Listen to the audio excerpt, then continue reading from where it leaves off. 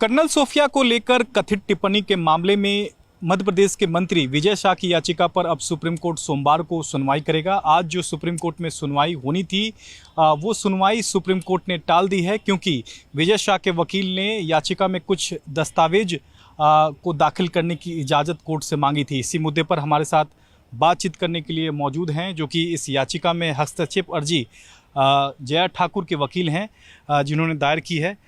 क्या वजह रही है कि आज सुप्रीम कोर्ट में सुनवाई टल गई है? और आज मनिंदर सिंह पेश हुए थे विजय शाह की ओर से, उन्होंने कहा कि कुछ डॉक्यूमेंट्स वो सबमिट करना चाहते हैं, ऐड करना चाहते हैं पिटीशन में।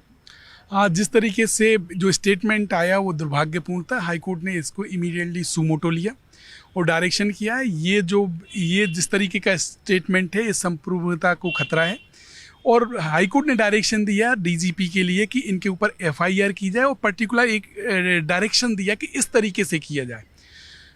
उस हाईकोर्ट के ऑर्डर को चैलेंज किया गया था आज सुप्रीम कोर्ट में एसएलपी के माध्यम से, पर उसमें टाइम बाउंड डायरेक्शंस थी। डीजीपी को टाइम बाउंड एक्ट करना चाहिए था उस डायरेक्शंस के हिसाब से, उसका जो मोटिव था उसके हिसाब से, मगर जो एफआईआर रजिस्टर्ड की गई वो उस तरीके से नहीं थी, जिसमें हाई कोर्ट ने ये कहा कि आपने जो एफआईआर रजिस्टर्ड की है वो बड़ी कानून की नज़र में ठहर नहीं पाएगी, तो इसलिए इन्वेस्टिगेशन भी हम इसको मॉनिटरिंग करेंगे।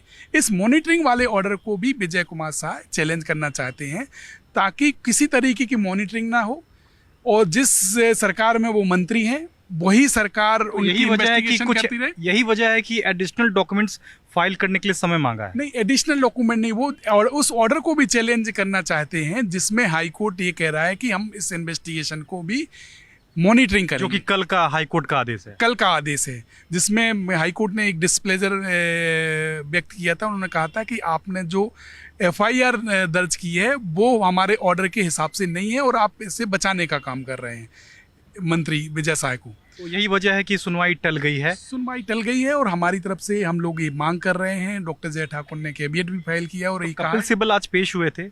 आज उसमें काफ़ी सारे एडवोकेट इसमें पेश हुए हैं। विवेक तनखा सर भी पेश हुए हैं, इंदिरा जयसिंह, केटीएस तुलसी, कपिल सिब्बल और भी काफ़ी सारे सीनियर। जस्टिस सूर्यकांत ने कहा कि हम सभी को सोमवार को सुनेंगे। चूँकि इसमें ये दलगत मैटर नहीं है, ये पूरे देश का मैटर है। इसमें लॉयर्स बॉडी भी आ रही हैं, सुप्रीम कोर्ट बार एसोसिएशन भी इसमें इंटरवेंशन एप्लीकेशन फाइल करने वाला है। जो आपने पिटीशन देखी है विजय शाह की, क्या उम्मीद आपको लगती है कि ऐसे मामले में क्या रुख रहता है सुप्रीम कोर्ट का? खासकर ये जो पिटीशन है एक हास्यास्पद है।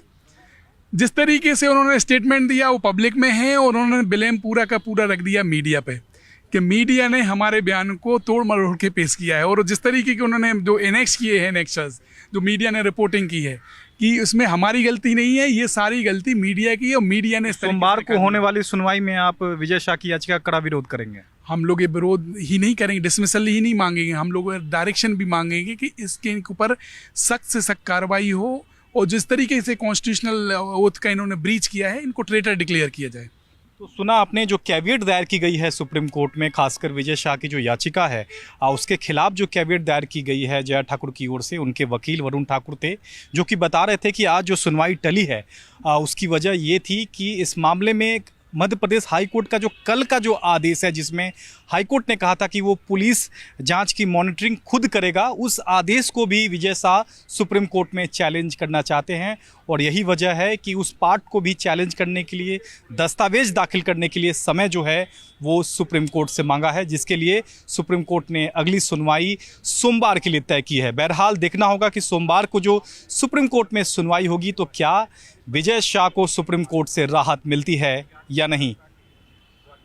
कैमरा पर्सन भरत शर्मा के साथ सुमित कुमार, भारत 24, दिल्ली।